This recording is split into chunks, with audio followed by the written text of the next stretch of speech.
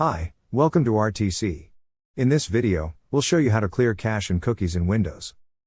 When you use a browser, like Chrome or other browsers, it saves some information from websites in its cache and cookies. Clearing them fixes certain problems, like loading or formatting issues on sites. Before we begin, we would appreciate it if you hit that like button. Now let's start. On your computer, open Chrome.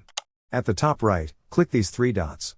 Then click More Tools and then Clear Browsing Data or Ctrl+Shift+Delete for keyboard shortcut.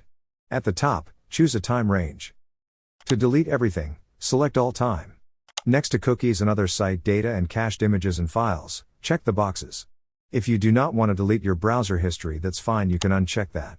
Then click the Clear Data. That's it.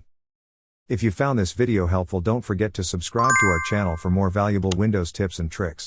This is Randy from RTC and I will see you in the next video. Thanks.